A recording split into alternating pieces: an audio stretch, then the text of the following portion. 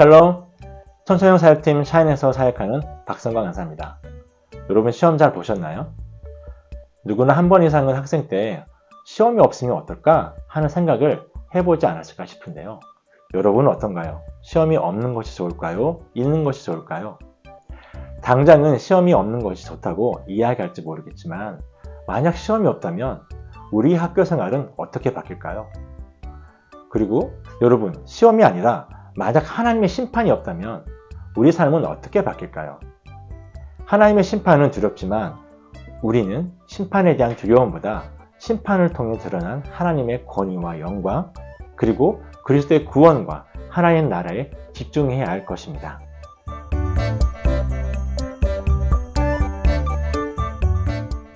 요한계시록 6장부터 16장까지는 세 가지 심판에 대한 환상이 나옵니다.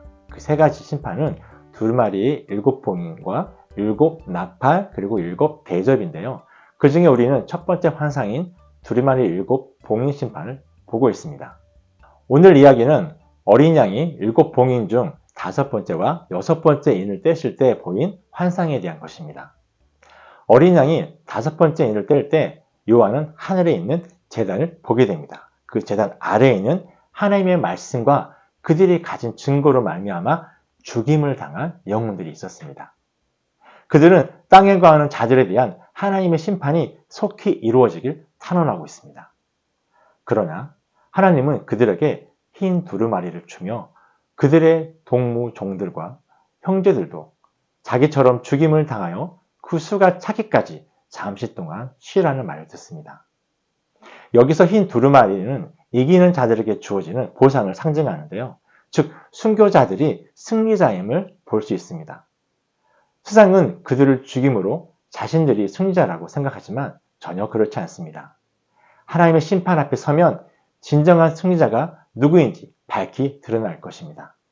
또한 그들의 동무 종들과 형제들도 자기처럼 죽임을 당하여 그 수가 차기까지 기다려야 하는 말씀, 이 말씀은 이 글을 읽는 독자들, 즉 죽음의 위기 가운데 있는 그리스도인들이 죽음에 대한 두려움을 이겨내고 담대히 순교의 대열에 참여할 분명한 이유를 말하고 있습니다.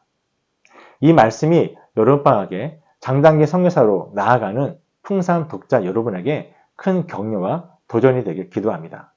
여러분, 복음 때문에 받는 고난을 두려워하지 마십시오.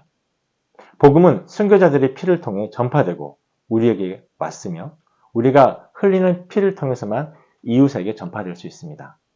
복음을 전하는데 쉬운 길은 없습니다. 오직 십자가의 길밖에 없습니다.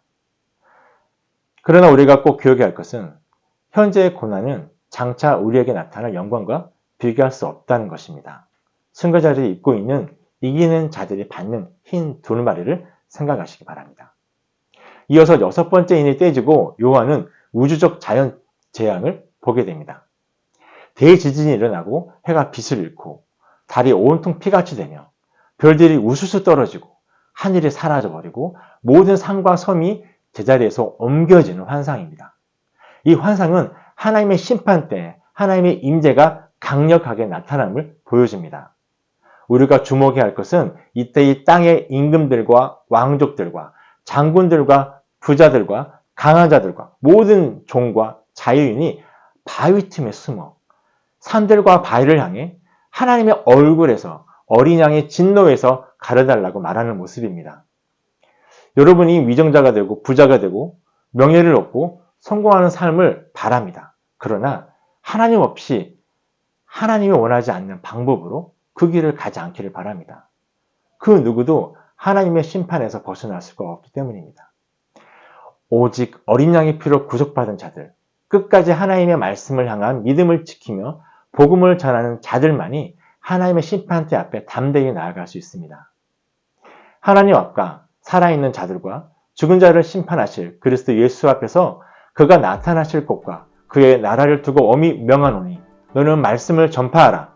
때를 얻든지 못 얻든지 항상 힘쓰라 라고 바울이 디모데에게 유언처럼 강력하게 명한 이 말씀을 다시 마음에 새기고 복음을 담대히 전하는 저와 여러분이 되기를 기도합니다. 샬롬.